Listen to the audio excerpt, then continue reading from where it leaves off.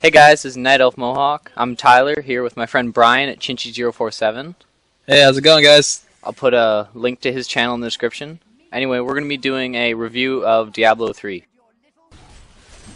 Okay, and for the gameplay, we gave it a 9.4. It was a pretty impressive game for the gameplay, that's for sure.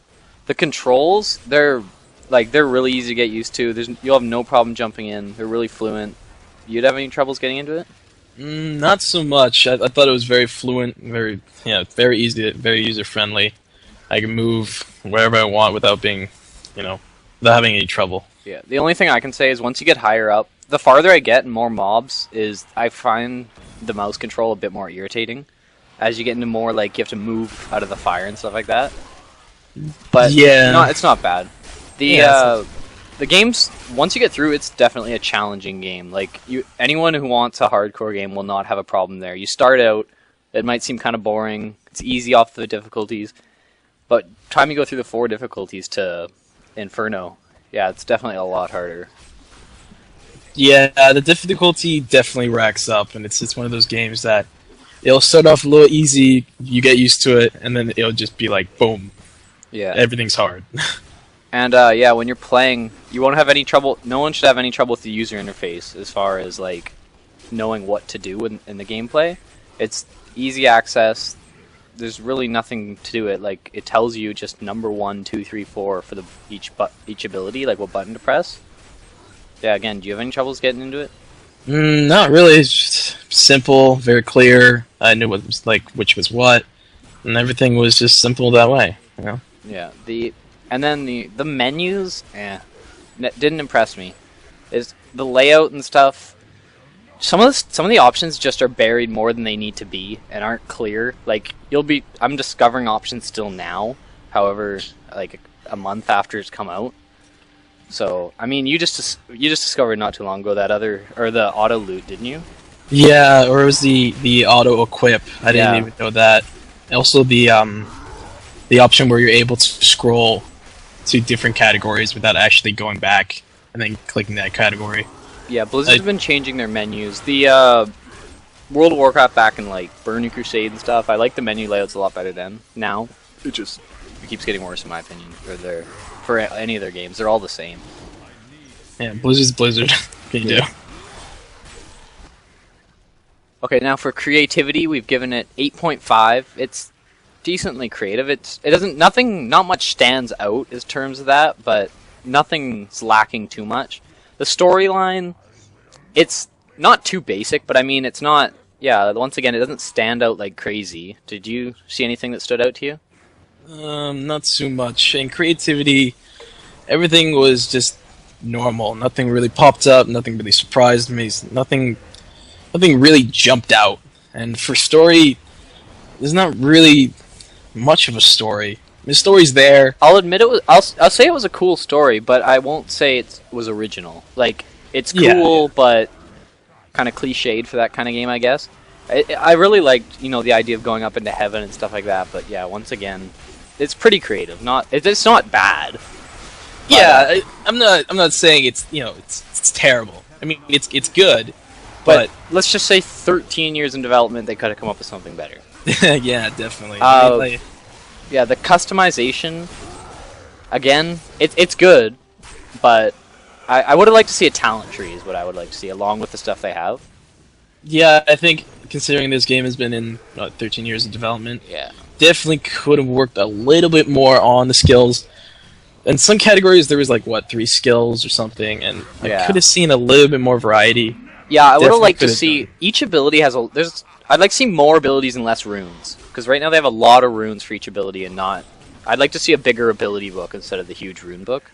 Yeah, I mean the runes changed the skill, but the skill was still the skill. There's nothing different. It just changes a little bit, or it gives you a little bit more advantages in certain areas, and that was it. Yeah, the abilities started getting repetitive after you see them a few times. Yeah, I mean when I played through the game, I noticed myself not even touching any of the other skills. I had skills that I knew worked with me, and that was it. Yeah, so I'd like to see talents. Like, they don't go away like runes do. Like, you have to pick a rune. The talents, you can build a tree and stuff.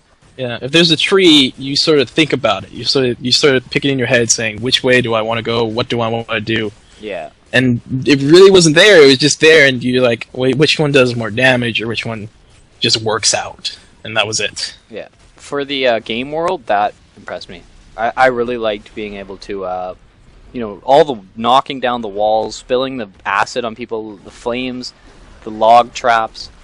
It's just a very interactive environment, and to me, that's not something that's really too expected from this kind of game, like a hack and slash kind of game.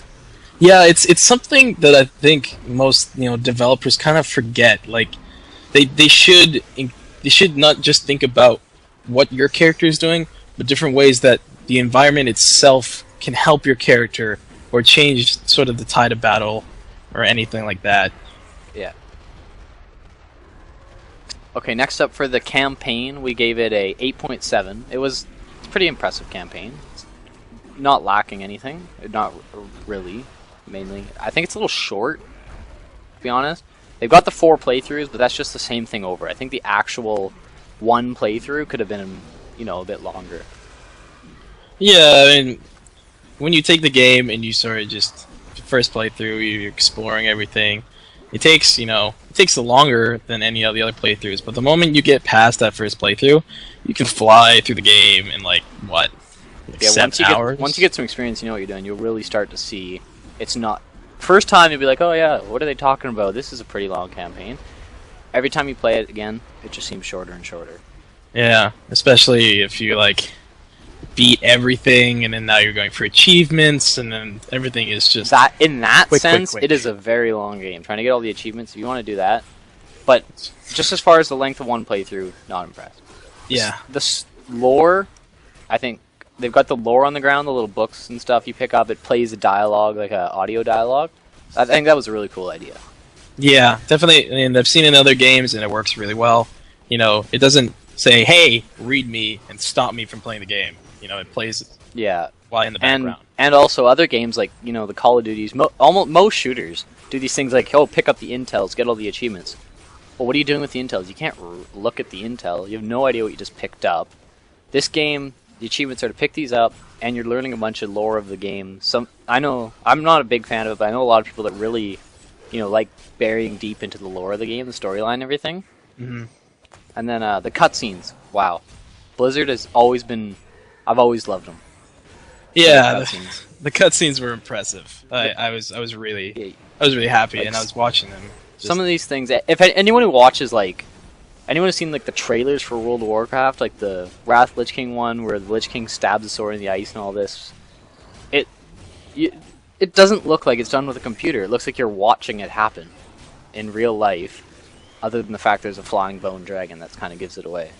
And that the world is gone to poop, and there's demons. But yeah, so these cutscenes were the same thing as that. It's just it looked like life. Yeah, definitely impressed. And I like the dialogue, too, between the Templar, your follower, scoundrel, sorceress. Is that right? Yes, it was the Enchantress. Enchantress, sorry. They'll all just start talking to you and have these cool conversations. I also like the fact that when you come up to someone that's part of your quest, if they're not the end of the quest objective, they'll start talking when you get there. You don't actually have to talk to them. You don't have to click them or anything, just the dialogue starts. Yeah. It's also... I found it interesting because I got really into when I had the Templar and his type of lore, and then when I played it with my second playthrough and you find the Templar... Yeah, that's a little weird. They're you're trying to think they're the same person, but they actually have an entire different conversation between one another. Yeah. I thought that was pretty cool.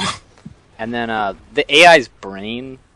I've definitely seen worse, but I've definitely seen better. I mean, it helps you, and... That's pretty much what matters. It's just a meat shield, or it's just. Well, he's useful. He's just not. Blizzard's put in other ways to keep them alive than brains. Like anyone who's played Army of Two, Resident Evil, these kind of games. I'm not talking that stupid. Those guys are mentally handicapped. But people who expect really smart AIs, no, your AI will stand in the fire. And Blizzard's way of fixing that is the fire doesn't damage them like it damages you. Yeah. So, brain's not all there. Definitely, they can fight, they can help. It's not like they're just going to go die and you have to revive them every 2 seconds. But yeah, they did their job.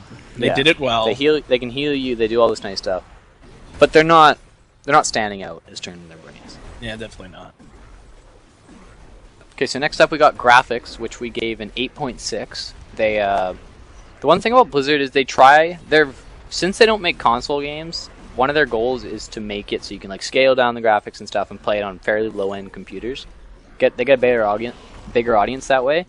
But the flaw of that is people like us who are playing on high-end computers, like we're used to Battlefield graphics and stuff like this, right? So yeah, I like the way it ranges and everything, but to the true high ends, it doesn't quite make it. But you won't. I mean, the game's mostly zoomed quite out, right? Like it's a bird's eye kind of game. You're not gonna be sitting there like, man, they blew these graphics. It's just when we have like high-end computers. I mean, I know a lot of people don't, and it's okay for them. But when you have a high-end computer, you tend to notice the little things. You tend to notice like the smallest little detail, and then you look at it and you're like, wow, that definitely doesn't look as best as it could. Yeah. And it really it nitpicks at you, and throughout the entire time you're playing, you're always sort of taking bit by bit, looking at like little things, and then it's one of those things where once you see it, it bugs you.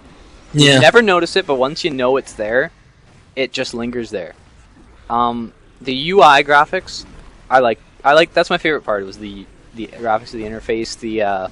I like the way the health bars and the energy bars, they look so cool. The orb, like it looks like a real glass orb. It's got little cracks and stuff like that. Lights. They've added all these little details.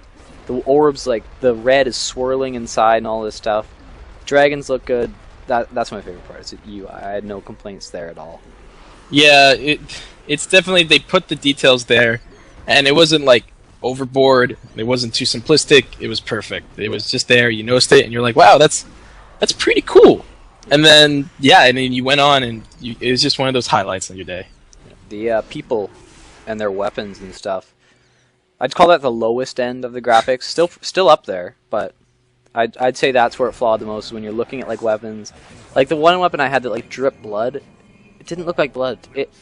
I didn't notice it when I was playing, but then when I got a good up shot on it and showed it on the character screen, it looked terrible. And once again, from there, I started looking really close when I played the game and noticing it, and it kind of bugged me.